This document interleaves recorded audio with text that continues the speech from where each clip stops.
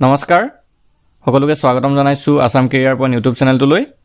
বন্ধুসকল আজিৰ ভিডিঅ'টোত আমি ক্যালকুলেশনৰ কেইটামান অতিকৈ গুৰুত্বপূৰ্ণ ট্ৰিক শিকাবলৈ গৈ আছো এই ট্ৰিকসমূহৰ জৰিয়তে আপোনালোকে খুব দীঘল প্ৰশ্ন উত্তৰ কেই ছেকেণ্ড মানৰ ভিতৰতে উলিয়াব পাৰিব তো প্ৰথম ট্ৰিকটো কি দি আছে চাওক যদি আপোনালোকৰ তিনিটা অংকৰ এনে ধৰণৰ পূৰণ কৰিবলৈ দিয়া থাকে য'ত মাজৰটো অৰ্থাৎ দশকৰ ঘৰত শূন্য থাকে তেনেকুৱা ক্ষেত্ৰত আপোনালোকে কেই ছেকেণ্ড মানৰ ভিতৰতে ইয়াৰ আনসাৰটো উলিয়াব পাৰিব তো ট্ৰিকটো কি আপোনালোকে চাই লওক তো ইয়াতে আমাক কি দি আছে 405 আৰু 608 পূৰণ কৰিব লাগে তো ইয়াত কি কৰিব এই 5 আৰু 8 টো ইনটু কৰিব লব 5 আৰু 8 ইনটু কৰিলে হ'ব 40 তো 5 8 গুণ 40 আৰু ইফালে লিখি লব তাৰ পিছত ইফালে চাওক 4 আৰু 6 আছে 6 4 গুণ হৈ যাব 24 24 টো ইয়াত লিখি লওক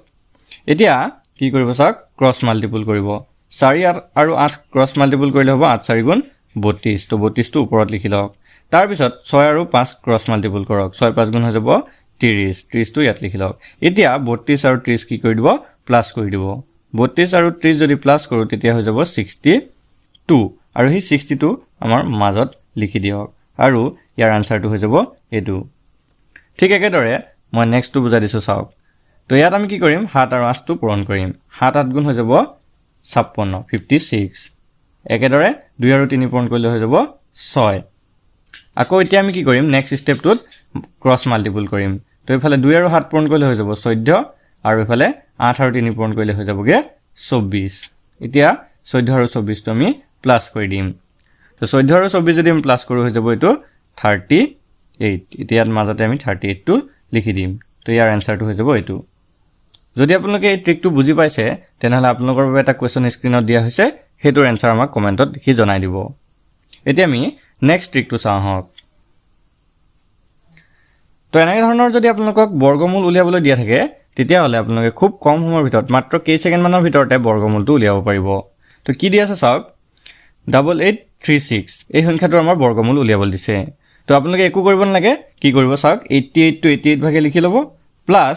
√36 টো লিখি লব এতিয়া আমি সকলোৱে জানো √36 মানে কিমান 6 আৰু 88 ৰ লগত যদি আমি 6 টো প্লাস কৰি দিও তেনেহলে আমাৰ আনসাৰটো ওলাই যাব 88 প্লাস 6 কৰিলে হৈ যাব 94 আৰু 8836 ৰ আনসাৰটো হৈ যাব আমাৰ 94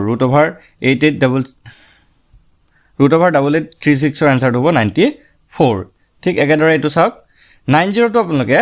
90 ভাগে লিখি লওক প্লাস কি লিখিব √25 আৰু √25 মানে কি আমি সকলোৱে জানো তো √25 মানে হৈছে 5 এতিয়া 90 আৰু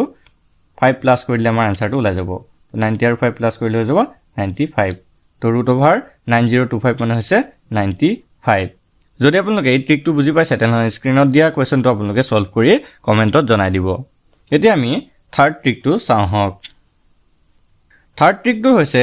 যদি আপোনালোকক এনেদৰে 99 থকা সংখ্যাৰে পূৰণ কৰিবলৈ দিয়া থাকে তেনেহলে আপোনালোকে খুব কম সময়ৰ ভিতৰত মাত্ৰ কেই ছেকেণ্ড মানৰ ভিতৰতে ইয়াৰ আনসাৰটো উলিয়াব পাৰিব তো কি কৰিব চাওক প্ৰথমতে যেটো সংখ্যা দিয়া থাকে সেই সংখ্যাটো চাওক ইয়াত আমাক কি দি আছে 73 লগত 99 পূৰণ কৰিবলৈ দিছে তো 73 পৰা এক এটা মাইনাস কৰি আপোনালোকে ইয়াত লিখি লব তো 73 পৰা এক এটা মাইনাস কৰিলে হ'ব 72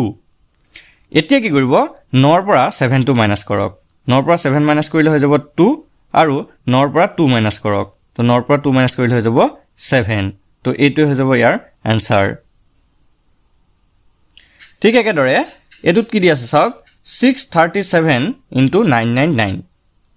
তো মই কি কৈছিলো চাওক 637 সংখ্যাটো আছে তাতকে এক এটা কমকে লিখি লওক অৰ্থাৎ এটো হৈ যাব 636 এতিয়া কি কৰিব 9 পৰা 6 এটা মাইনাস কৰক 9 পৰা 6 মাইনাস কৰিলে হ'ব 3 9 পৰা 3 মাইনাস কৰক 9 পৰা 3 মাইনাস কৰিলে হ'ব 6 আৰু 9 পৰা 6 মাইনাস কৰক 9 পৰা 6 মাইনাস কৰিলে হ'ব 3 তো ইয়াৰ আনসাৰটো হৈ যাব 636363